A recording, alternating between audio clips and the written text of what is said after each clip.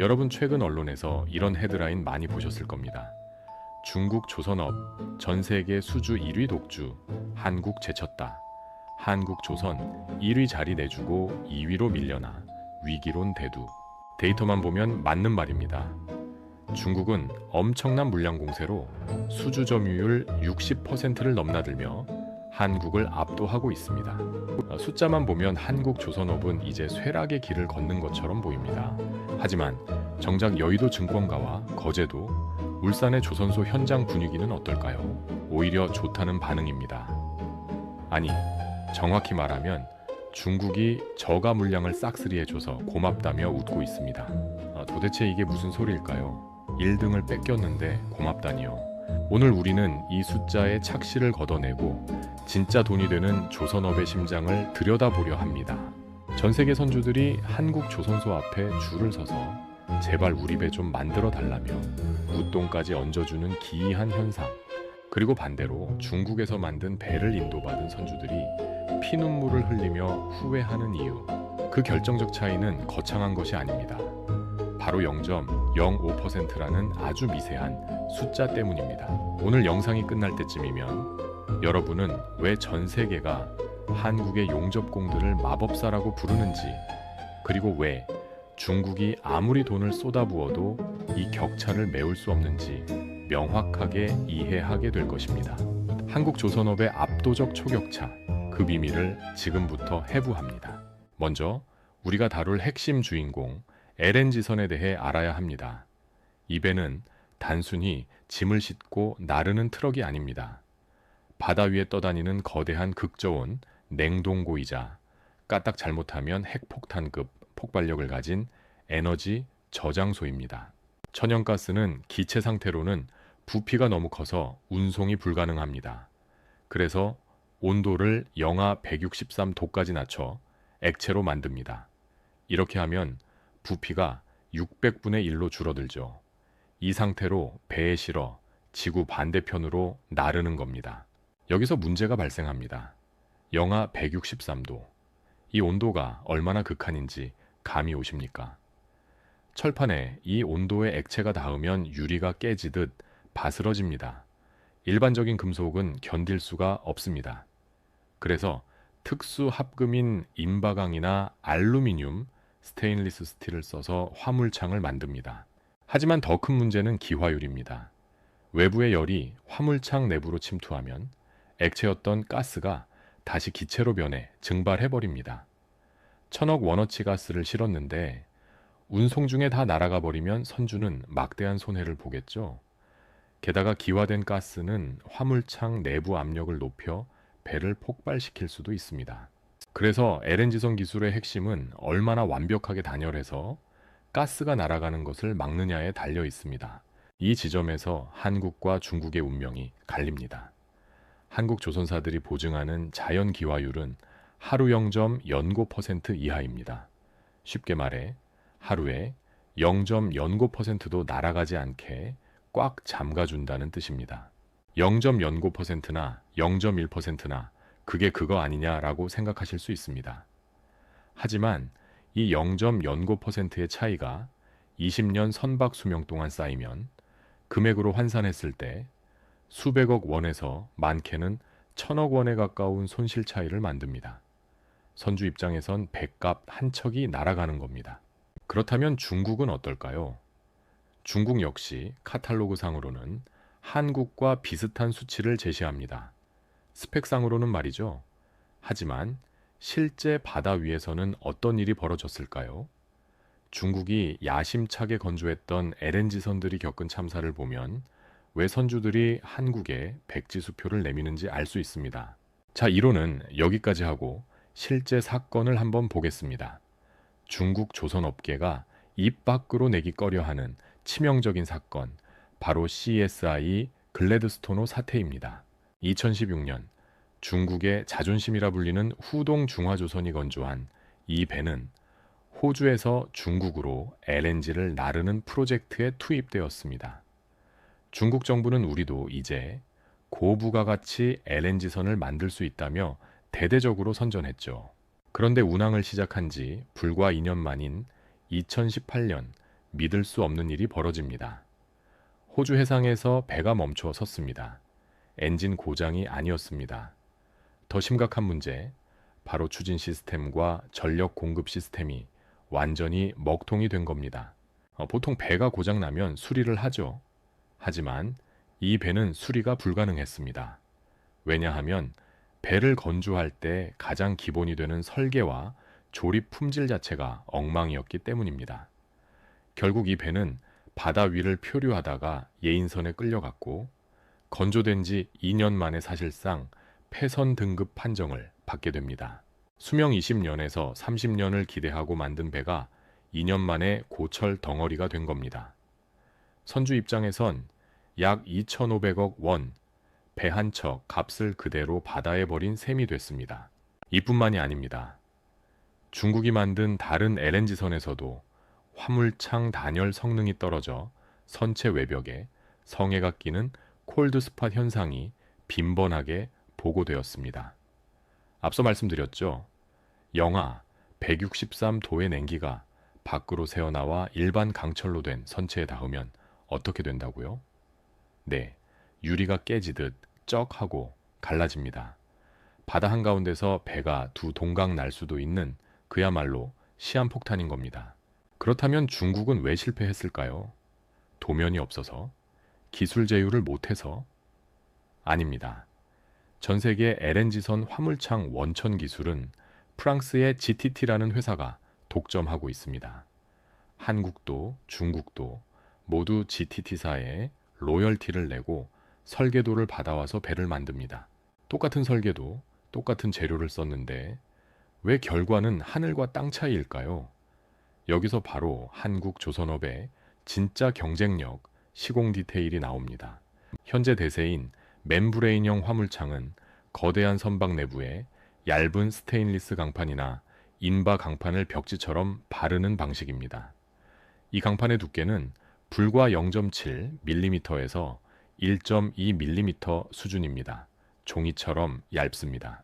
이 얇은 금속판 수천 장을 이어 붙여야 하는데 그 길이를 다 합치면 배 한 척당 수십 킬로미터에 달합니다. 이 엄청난 길이를 용접하는데 단 하나의 바늘구멍이나 미세한 균열도 허용되지 않습니다. 만약 틈이 생기면 바로 가스가 새고 배는 멈춥니다. 이건 로봇으로 100% 자동화가 불가능한 영역입니다. 구석구석 꺾이는 부분, 복잡한 연결 부위는 결국 사람의 손, 숙련된 용접공의 감각으로 마무리를 해야 합니다. 한국의 거제와 울산에는 이 집만 20년, 30년 해온 베테랑들이 즐비합니다. 이들은 눈으로 보이지 않는 미세한 기포까지 잡아냅니다. 반면 중국은 어떤가요? 농민공들을 데려와 몇 개월 속성으로 가르쳐 현장에 투입합니다. 용접건을 잡는 손의 떨림, 불꽃의 온도를 조절하는 감각. 이건 인구수로 밀어붙인다고 해결되는 게 아닙니다. 시간이 빚어낸 기술이기 때문입니다.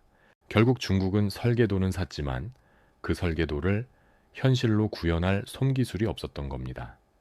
이것이 바로 선주들이 한국에 웃돈을 주면서까지 배를 맡기는 이유입니다. 한국산 배는 20년이 지나도 기화율이 유지되지만 중국산 배는 2년 만에 얼어붙으니까요. 이런 품질 격차는 시장에서 냉혹한 가격 차이로 나타납니다. 중고 선박 시장에서 한국산 10년 된 중고 LNG선이 중국산 신형 선박보다 더 비싸게 팔리는 기현상까지 벌어집니다. 중국 배는 공짜로 줘도 유지비 때문에 망한다는 말이 업계 정설이 된 것이죠. 하지만 한국의 승리는 단순히 용접을 잘해서 끝나는 게 아닙니다. 이 기술적 우위는 이제 돈의 흐름을 바꾸고 있습니다. 단순 수주 경쟁을 넘어 한국 조선사들이 수익성을 극대화하는 선별 수주 전략이 어떻게 경쟁국을 말려 죽이고 있는지 경제적 관점에서 분석해 보겠습니다. 서두에 언급했던 뉴스, 중국이 수주량 1위라는 말, 이제는 두렵지 않으시죠?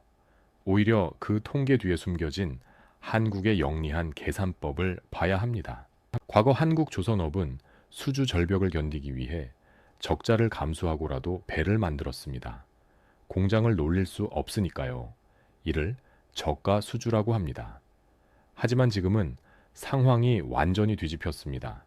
지금 한국 조선 3사의 도크는 이미 향후 3년에서 4년치 일감이 꽉 차 있습니다. 2027년, 2028년 인도분까지 예약이 끝났다는 뜻입니다. 가게에 손님이 꽉 찼으니 주인은 배짱을 부릴 수 있습니다. 한국 조선소들은 이제 선주들에게 이렇게 말합니다. 우리는 돈 안 되는 싼 배는 안 만듭니다. 중국 가세요. 그래서 벌크선이나 소형 컨테이너선 같은 저부가 가치 선박은 중국으로 다 넘어갔습니다. 중국의 수주량 1위는 바로 이런 돈 안 되는 배들로 채워진 허상입니다. 반면 한국은 무엇을 채웠을까요? 한 척에 3,500억 원을 호가하는 LNG 운반선, 그리고 차세대 암모니아 운반선 같은 바다 위의 명품들만 골라서 채웠습니다. 이를 업계 용어로 선별수주라고 합니다. 쉽게 비유하자면 중국은 자전거 100대를 팔아 매출 1위를 찍었고, 한국은 페라리 10대를 팔아 영업이익 1위를 찍는 구조로 판을 짠 것입니다. 이 전략이 무서운 이유는 신조선가의 추이 때문입니다. 배를 만드는 가격, 즉 성화는 최근 역대 최고치를 갱신하고 있습니다. 특히 LNG선의 가격, 상승세는 가팔랐습니다.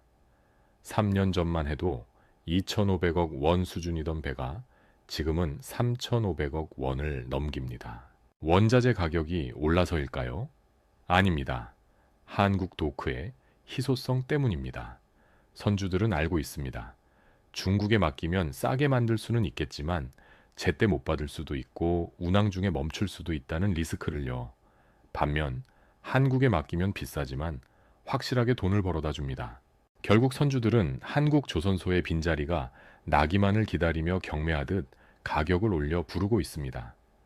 한국은 가만히 앉아서 가장 비싼 값을 부르는 손님의 배만 만들어주면 되는, 그야말로 공급자 우위의 슈퍼사이클에 진입한 것입니다. 이것이 중국이 물량 1위를 자랑할 때 한국 조선사들의 재무제표가 흑자로 돌아서고 영업이익이 폭발하는 진짜 이유입니다. 여기에 한국을 돕는 강력한 우군이 하나 더 등장합니다. 바로 국제해사기구 IMO의 환경규제입니다. IMO는 2050년까지 해운업 탄소 배출을 0으로 만들라고 선포했습니다. 이건 권고 사항이 아니라 강제 조항입니다. 이제 바다 위의 배들은 벙커시유 같은 값싼 기름을 뗄 수 없습니다. LNG를 연료로 쓰거나 메탄올, 암모니아 같은 친환경 연료를 써야 합니다. 이게 왜 한국에 유리할까요? 기존 디젤 엔진 배는 철판만 잘 붙이면 만들 수 있었습니다. 하지만 친환경 선박은 다릅니다. 연료 자체가 영하 163도의 LNG이거나 독성 물질인 암모니아입니다. 이를 보관할 특수 탱크가 필요하고 엔진으로 보내는 복잡한 파이프라인과 재액화 장치가 필요합니다. 즉, 배가 단순한 운송수단에서 거대한 화학 플랜트로 진화해버린 겁니다. 복잡도가 올라갈수록 중국의 추격 의지는 꺾입니다. 단순 용접공 수천 명으로는 해결이 안 되는 고도의 엔지니어링 설계 능력이 필요하기 때문입니다. 중국이 겨우겨우 일반 LNG선을 따라하려고 하니 시장은 이미 메탄올 추진선, 암모니아 추진선으로 넘어가 버렸습니다. 한국은 이미 이중연료 엔진 기술에서 세계 시장을 70% 이상 독점하고 있습니다. 환경 규제가 강해질수록 기술 장벽은 높아지고 그 벽 안쪽에는 한국만이 서 있는 형국입니다. 이것이 바로 경쟁국들이 절망하는 구조적 격차입니다. 지금까지 우리는 현재의 승리에 대해 이야기했습니다. 하지만 한국 조선업이 진정으로 무서운 이유는 중국이 겨우겨우 LNG 기술을 흉내내기 시작한 지금 이미 다음 단계로 게임의 룰을 바꿔버리고 있다는 점입니다. 그 첫 번째 비밀병기는 바로 자율운항 선박입니다. 2022년 HD현대의 자율운항 전문자회사 아비쿠스가 탑재된 대형 LNG선이 태평양을 횡단하는 데 성공했습니다. 사람이 키를 잡지 않고 AI가 파고와 바람, 조류를 계산해 최적의 항로로 운전해서 지구 반대편까지 간 것입니다. 이게 왜 중요할까요? 단순히 선원이 편해서일까요? 아닙니다. 핵심은 연비입니다. 숙련된 선장이라도 바다의 모든 변수를 계산해 완벽하게 운전할 수는 없습니다. 하지만 AI는 1초마다 데이터를 분석해 연료 소모를 최소화합니다. 이 횡단에서 입증된 연비 향상 효과만 7%였습니다. 초대형 선박 기름값이 1년에 수백억 원인데 7%면 수십억 원이 절약되는 셈입니다. 중국이 아직 철판을 어떻게 잘 붙일까를 고민하며 하드웨어 씨름을 하고 있을 때 한국은 선박에 소프트웨어라는 뇌를 이식하고 있습니다. 이재배는 단순한 쇠붙이가 아니라 바다 위에 떠다니는 거대한 스마트폰이 되어가고 있습니다. 이 소프트웨어 격차는 중국이 인력 수만 명을 갈아 넣어도 단기간에 따라잡을 수 없는 영역입니다. 두 번째 비밀병기는 차세대 연료입니다. 앞서 환경 규제 때문에 LNG선이 뜬다고 했죠. 하지만 LNG도 결국 화석 연료입니다. 2050년 완전한 탄소 중립을 위해서는 종착지인 암모니아와 수소로 가야 합니다. 여기서 한국 엔지니어들은 경쟁국들에게 절망감을 선물할 준비를 마쳤습니다. 먼저 암모니아를 볼까요? 암모니아는 탄소가 없지만 금속을 부식시키는 성질이 있고 독성이 강합니다. 배관 하나만 잘못돼도 선원들이 위험해집니다. 즉, LNG보다 더 까다로운 특수 소재 처리 기술이 필요합니다. 그런데 한국은 이미 세계 최초로 대형 암모니아 운반선 수주 실적을 쌓고 있고 독성을 제어하는 연료 공급 시스템 특허를 선점했습니다. 그 다음 액체 수소는 어떨까요? LNG가 영하 163도였다면 수소는 영하 253도입니다. 우주 공간에 가까운 온도입니다. 이 온도에서는 지구상의 거의 모든 금속이 부서집니다.